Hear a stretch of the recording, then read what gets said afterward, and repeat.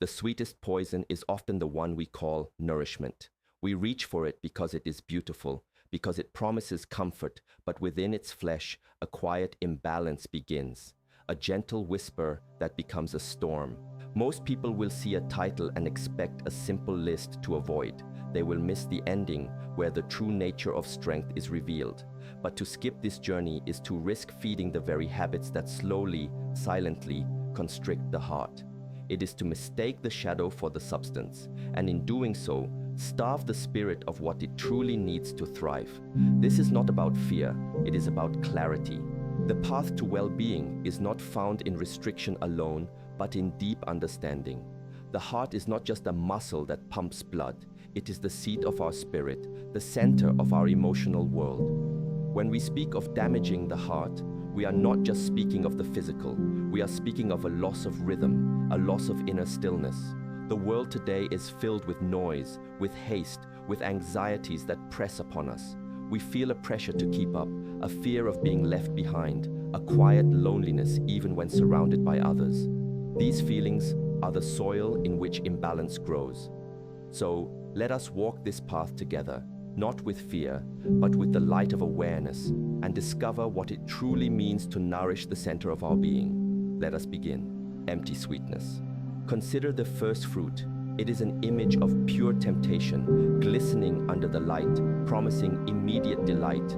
Its taste is an explosion of sugar, a rush of pleasure that lights up the senses and for a moment silences the restless mind. This is the fruit of empty sweetness. It offers everything, right now, with no effort required. In our modern world, this fruit is everywhere. It is in the foods that are engineered to be irresistible but lack true life force. It is in the endless scroll of information that provides distraction but no wisdom. It is in the quick fixes and easy answers that promise to solve our deepest problems without requiring us to look within. We reach for it when we feel tired, when we feel lonely, when the weight of our years feels heavy. It is a momentary escape, a small reward. But what is its true cost? When we consume this fruit, we are teaching our body and our spirit a dangerous lesson. We are teaching it to crave the spike, the rush, but not the slow, sustained energy of real nourishment. The heart, in its wisdom, seeks balance. It thrives on a steady, calm rhythm. This constant demand for a jolt of sweetness is like constantly whipping a horse. For a while it runs faster, but over time its spirit is broken and its strength exhausted. This habit creates a profound inner fragility. It makes us less resilient to the natural ups and downs of life. When a real challenge arises, a moment of grief or uncertainty, we find our reserves are empty. We have been living on borrowed energy, the hollow calories of fleeting pleasure. The heart feels this deficiency first.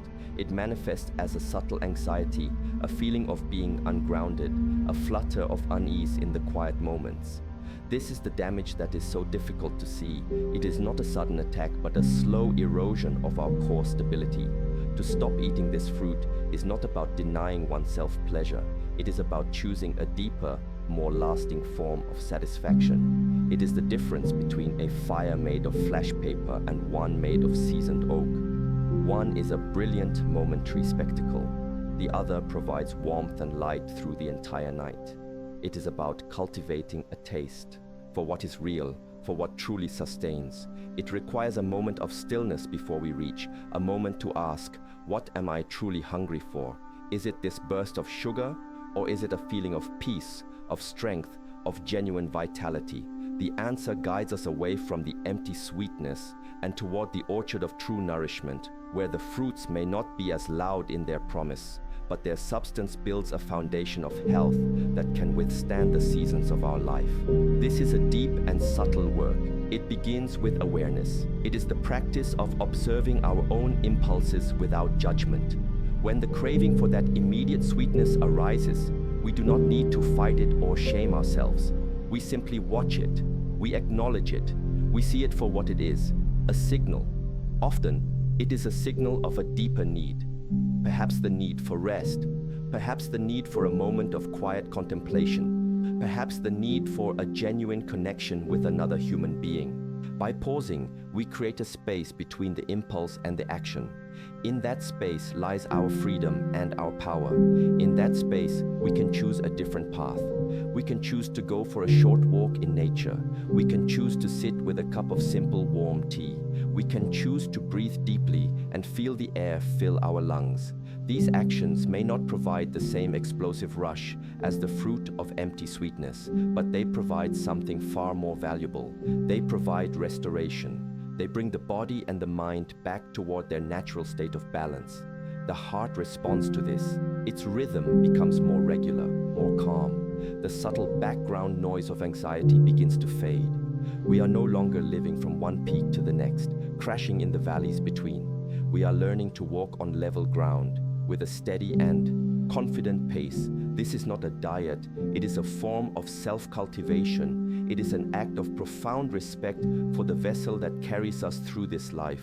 The world will always offer us empty sweetness. It is the currency of a distracted age. The pull of it is strong, designed by very intelligent minds to capture our attention and our energy. To choose otherwise is a quiet act of rebellion. It is a declaration that our inner peace and long-term vitality are more important than any fleeting sensation. It is a commitment to building a strength that is not brittle, but flexible and enduring. A strength that comes not from a frantic search for energy outside of ourselves, but from the deep, quiet wellspring of our own centered being. The journey of a senior, the path of later life, is one that calls for this kind of wisdom. It is a time when the body speaks more clearly, and we have the opportunity to finally learn its language. This is the first step, to listen, and to choose the substance over the shadow, bitter rind. Now, let us consider the second fruit. This one is not tempting in the same way. We may have acquired it long ago, perhaps when it was fresh and full of promise. But we did not consume it then. We held on to it. We stored it away in the dark corners of our mind. And over the years, its flesh has withered, its juice has soured, and its rind has become impossibly bitter. This is the fruit of unprocessed resentment, of regret that has been allowed to petrify. It is the weight of the past that we carry with us into every present moment. We believe in some way that by holding on to it, we are protecting ourselves. We are remembering an injustice, a mistake, a loss, so that we do not repeat it. We chew on this bitter rind in quiet moments, replaying old scenes, reliving old hurts. We tell ourselves we are learning, but what we are truly doing is poisoning our own well. The heart is exquisitely sensitive to this kind of poison. Every time we dwell on an old grievance, we are sending a signal of threat and conflict through our entire system. The body does not know the difference between a memory and a present reality. For the body, the fight is happening right now. The betrayal is happening right now. The loss is happening right now. The muscles tense. The breath becomes shallow. The rhythm of the heart becomes constricted, tight. It is a low-level, chronic state of alarm. Imagine carrying a heavy, rough stone in your hands all day, every day. At first you feel its weight, its sharp edges, but after a while you may become so accustomed to it that you forget you are even carrying it. You only notice the ache in your shoulders, the fatigue in your arms, the way you cannot properly embrace a loved one because your hands are full.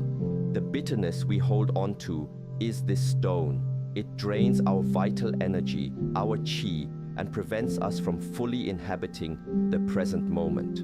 We look at the beauty of a sunset, but we see it through a filter of past sorrows.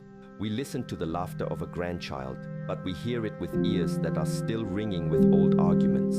To stop consuming this fruit is one of the most courageous acts of self-healing we can undertake. It is not about pretending the past did not happen. It is not about condoning a wrong that was done. It is